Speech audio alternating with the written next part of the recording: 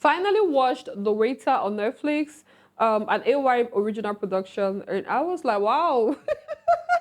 Okay, first off, the genre is action comedy, right? And it's not the best. See, it's not like the performances that were amazing. It's not like they were mind blowing.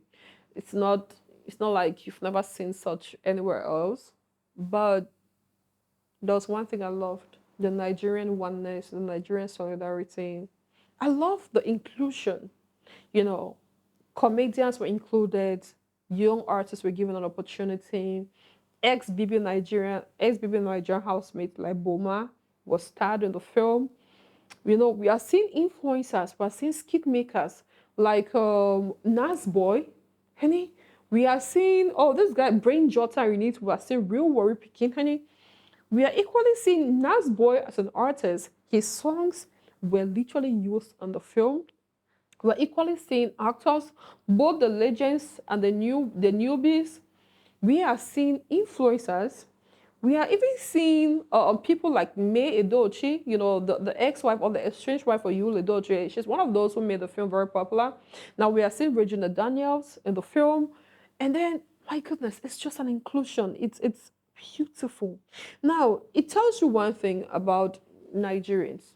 Of course, we are not saying that everything is rosy down there, but when you look at the entertainment industry and the reason why a lot of other African entertainers want to go down there, want to be seen by these people so bad, want to collaborate with them, it shows you the oneness that exists. You understand? When one person sees honey, when one person discovers bread, right? They're definitely going to call the others like, brother, there is bread here. You see them sharing the national cake. Everybody has to have something to go back home with. Now, this is AY's film, but AY included a whole lot of people. And I'm going to say that this is the very first time where I'm seeing a cast this huge, a Nollywood production with a cast this massive. You see, and I was so happy. I was filled with a whole lot of emotions. When I saw Real Up, I'm like, wow. And then there's Bridget, I'm like, and then there is this grandma, she's a comedy skit, actor. I'm like, I'm just a whole lot of people that I never thought would be given a movie role. I never thought could even act.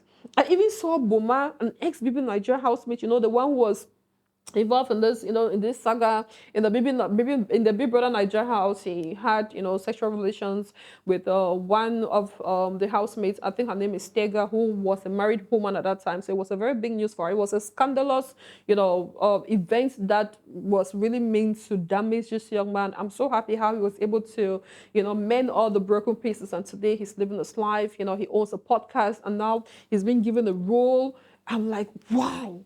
I understand it. And then you equally see big actors like Shafty Bello in it.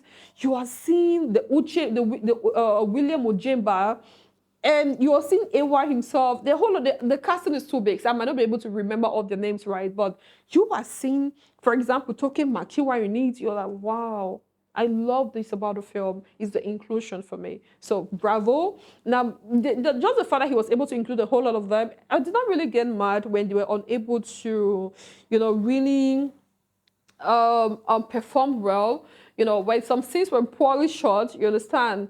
When even the visuals, at some point I was not really impressed, but like I said, I was very happy. Like, just seeing this people together, like, brother, let's win together. I'm winning, you're winning, and beautiful. I love it. I wish other industries could do like that. And that is a smart marketing move from AY because he understands that all of the people he has featured in this film, they do have a huge audience and they are going to promote the film. And their viewers, their fans, the moment they realize that their favorite, their own is being starred in this film, they're going to watch it for that person. And that is how it's going to increase. And that's how it's going to get a huge number. You understand? And the rates are going to keep on increasing. For example, someone like May Edochie, you know how much Nigerians have supported this woman ever since her husband betrayed her, like moved on with another woman, Judy Austin. Nigerians have been trying everything possible to ensure that she wins, you see. And even in the course of the premiere of this film, she was, I think, they flew her to London. The premiere was in London. She was in London. And to be honest, when I was watching the film, I thought that she's going to have like a major role. But no, she had just one, she appeared just twice. Just twice. And I'm like, wow. But you see the entire marketing of the film, it was centered around her. AY is one of the smartest I've seen in the industry. in Africa and the world at large. AY is this man who is not just a genius, who is not just good at what he does, who is not just an amazing comedian, but this is somebody who is ready to take risks. This is somebody who is not going to limit himself. This is somebody who knows exactly what he wants and is going for it. Very daring. This should be like his third film. I think he produced Merry Men Part 1 and 2, and I was like, wow, this is good. And then comes the waiter. What is next, AY? And when it comes to comedy skits, he's one of the best, honey, that he organizes the best comedy shows in Nigeria. This man is very, very intentional and he's a businessman. All the way from Worry. Anyways, guys, so now let's talk in terms of the plot. I'm just very excited, to be honest. I learned a whole lot from the film. Okay, in terms of the plot, AY is the lead actor. Now, in the film, his character is Akpos. Akpos is from a struggling home from Worry. Now, he lands himself a temporary job as a waiter for a particular event. Now, the event is being organized by the Ministry of Welfare and Poverty Elevation. Now, a sum of 3 trillion naira has been provided for her government to make sure that she betters the life of Nigerians. So she's currently running, she just launched a scheme or a program, which is a poverty elevation scheme, to make sure that they better the life of Nigerians, right? So she organizes a press conference in this hotel, I think Crystal Valley Hotel. Again, the product placement, amazing. Shout out to you. Now, she's organized a press conference. Now, in that particular event, there are a group of Nigerians who is being led by an ex-militant. Now, his aim is, I know these people. I've once worked for the government as a soldier, and I know how I was treated. I know how they betrayed me. So we do know that these funds that has been provided for, they are not going to be accountable for it. They are not going to use it for the purpose for which it was intended for. You understand it? So we are going to make away with this money. So it's like a money heist, for example. You say, like, bro, we are going to siphon this money. Yeah, we know you are a thief. I'm going to be part of it too. But before I do that, I must make sure that a quarter is being given to these Nigerians whom you do not care for. So he made sure that he puts his boys in place. You know, everything has been arranged, the cameras, everything needed, the monitoring has been well taken care of, and they are just waiting for the right moment. On the other hand, there is Akpos who has family problems. The mother is currently being rushed to the hospital. The sister calls and says, bro, there's no money. Male. I learned one word, Male. While rushing Male to the hospital, we'll need money. He promises the sister, I'm going to send money. You see, just wait. I'm working the evening. I'm going to make sure that everything is being paid, the bills and stuff. You see, okay, so now he goes back to the entire gathering where his fellow waiters are, and he realizes that there is this cute woman. Little did he know it was the boss, who is Regina Daniels. So he tries to make a move, and she gets offended and decided to reduce or deduct 30% of his earnings for that night. The young man is pissed. So you're going to say that's a subplot. Beautiful. This particular scene is going to lead to a whole lot, right? Now, we'll take you back into the hall where Bushi Franklin is one of the pressmen. So he takes the mic and asks a question. And then when they ask, which media house are you from? Who are you presenting? He calls them. They're like, no, we do not know you. We are not aware of you. So please mute your microphone. Now he asks them, how do you intend to take accountability? Because we know that you're not going to. And are you going to risk your life? Are you ready to risk your life for Nigerians? And everyone's like, what is this young man talking about? You see the ministers, they are nodding, they're asking questions, they're chit-chatting, they're tense, they're scared. And that is when he finally signals his boys, like, take into action. Now, everywhere is being surrounded and they're all being held hostage. On the other hand, Akpos is not even aware of what's happening. He just wants to fix things with the current madam. Remember, right? He made a joke. He tried courting a woman only for him to be told that it's the boss. And in retaliation, the boss deducted 30% of his earnings. So he's trying to, rearrange to have that negotiation. So he follows the boss to the restaurant where she was having lunch, and they got into a confrontation, and Regina leaves. So when Regina leaves, Akpos is still there looking at the food I'm wearing, and then the other group of terrorists, they walked in.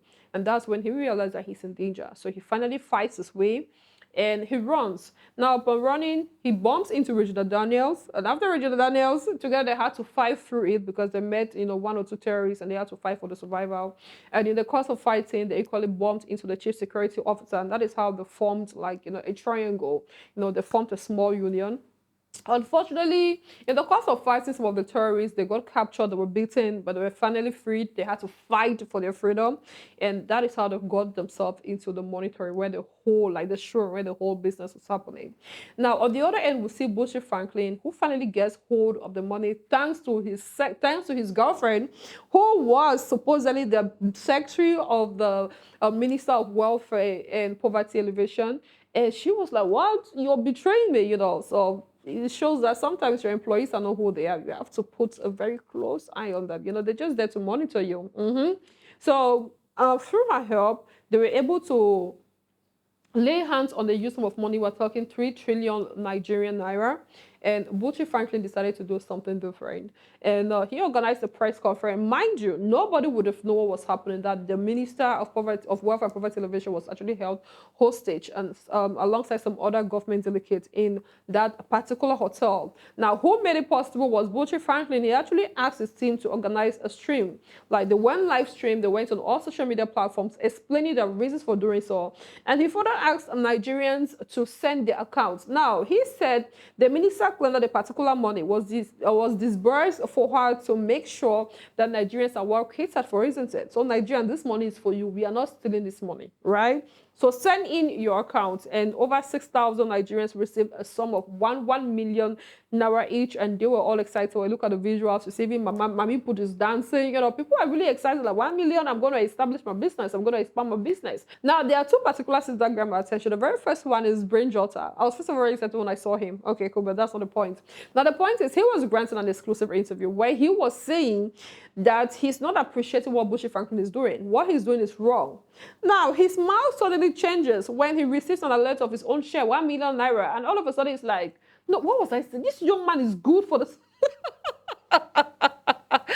Listen, some people are not loyal, honey. They're just loyal to that money, I'm telling you. Some people are not loyal. And then another thing, you see May Edochie, who was equally, you know, she was doing her brand influencing stuff. She was live on her platform, I think on Instagram. She was talking against Bushi Franklin, like this should not be done, this should not be done.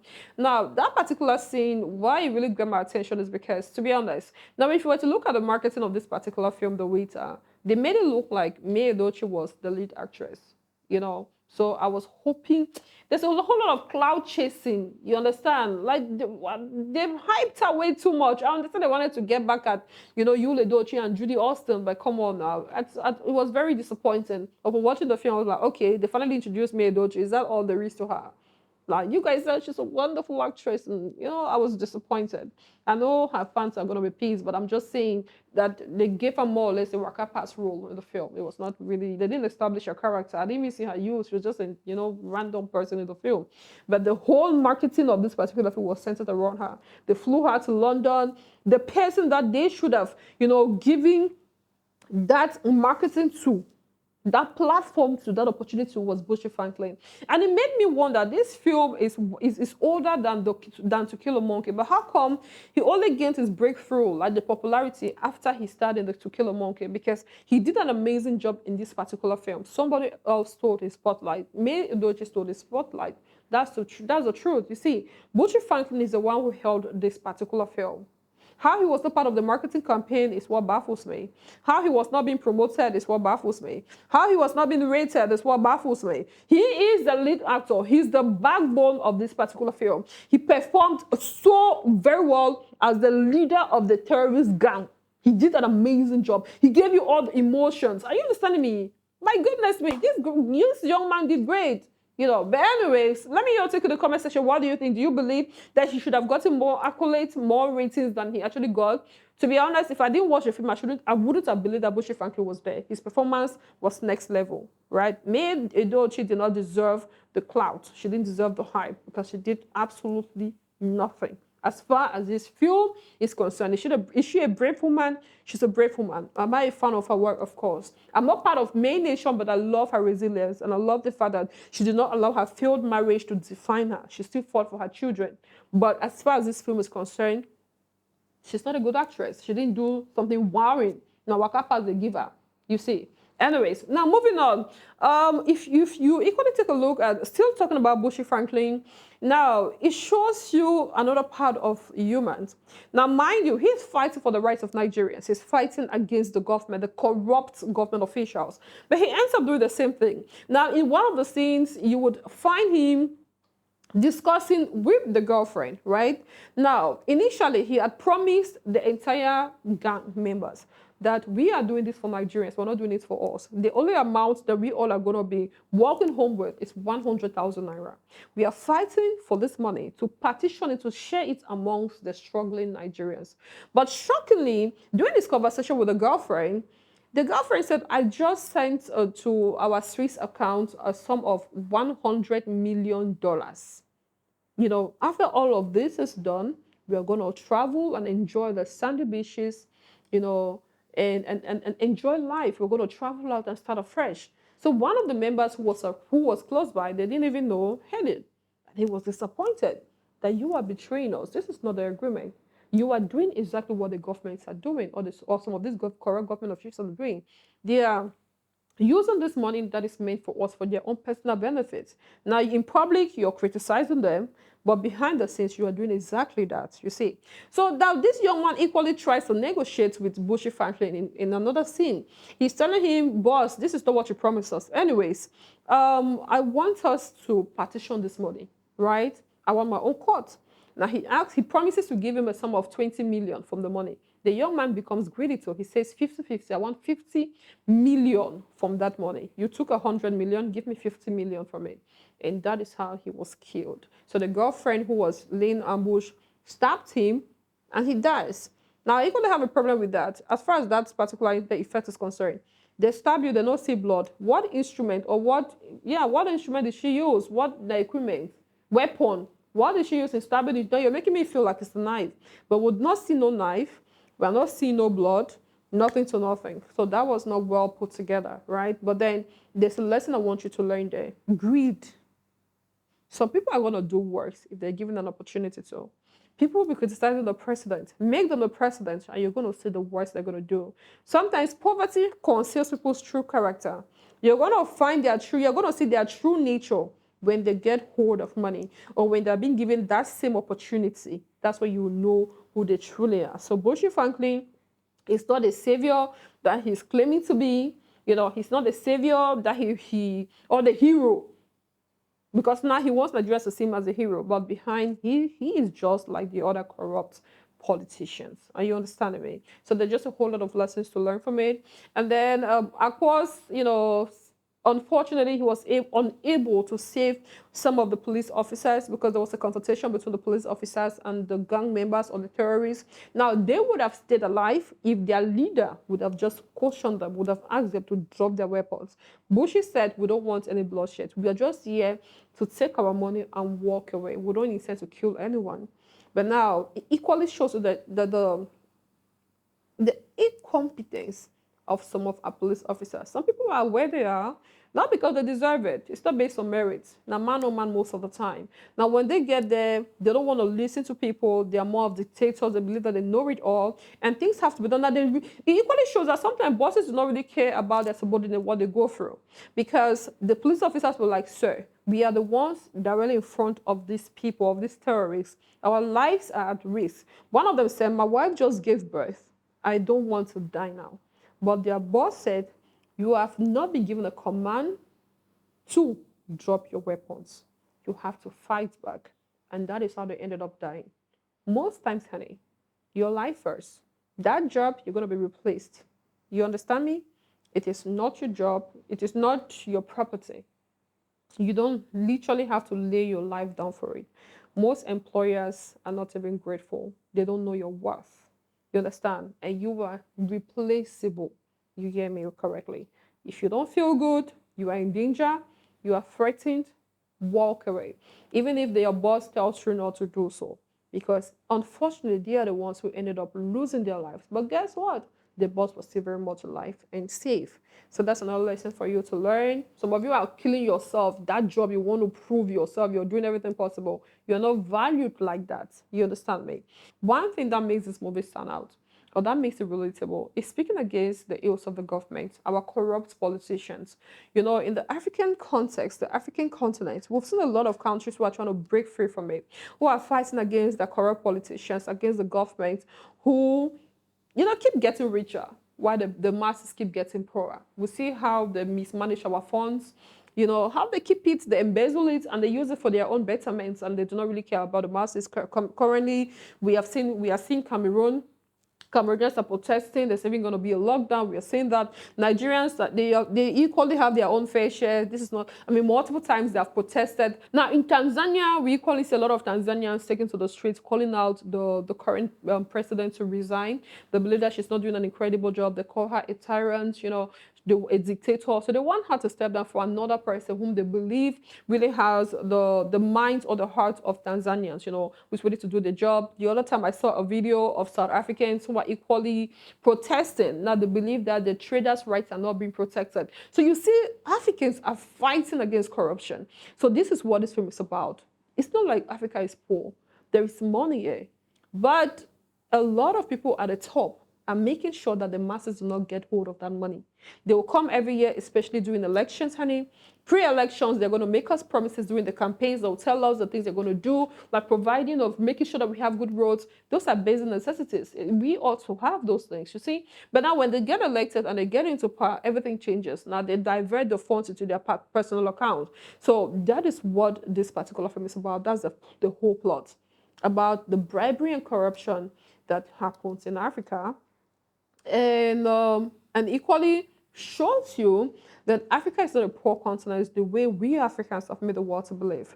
This particular Minister of Welfare and Poverty Alleviation is being given the sum of 3 trillion naira to make sure that an average Nigerian is able to have food on his table.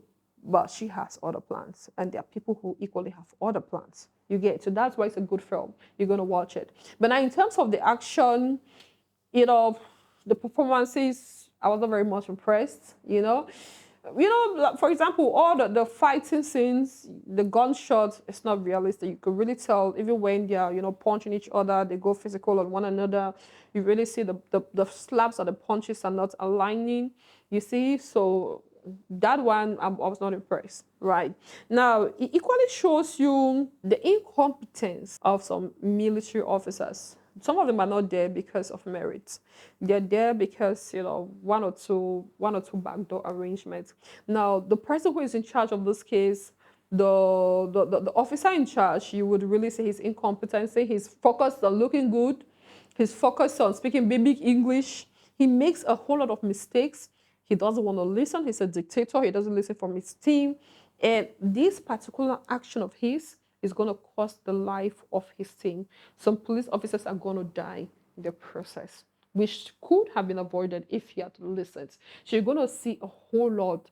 It's exposing the African government. That is why it's a must-watch film. Anyways, now in terms of rating, to conclude, I'm going to rate this film. I'll give it a 4 on 10. I love the opening scene, beautiful. Like I said, it's meant to be an action comedy. The comedy, good, but the action, it left a bitter taste in my mouth. I've seen better action films than this. They did not really bring most of the visuals to life, the cinematography and all, but they did a great job, regardless. I just love, one thing I love about the film, aside from the storyline, besides it's nothing new, aside from the storyline talking against, trying to portray the ills of the government of some government officials, one thing I love about the film is the Nigerian solidarity, the unity that exists between Nigerian entertainers. Granted, we all want to succeed, but I don't need to destroy you for me to grow. You understand? I've been able to discover a bakery. Come, let's bake that bread together so we all can have a share. I love what happened. I love the fact that they were able to include a lot of people. They included comedy skit actors, influencers, artists, actors alike. It was a beautiful compilation of Nigerian talents. That's why I'm giving this film a 4 on 10. But in terms of the directing, the scripting and the development of the characters and their performances, it left a whole lot to be desired. Let me hear your take in the comment section. I am Chama Ayomide, Darling Young. See you next time. Bye.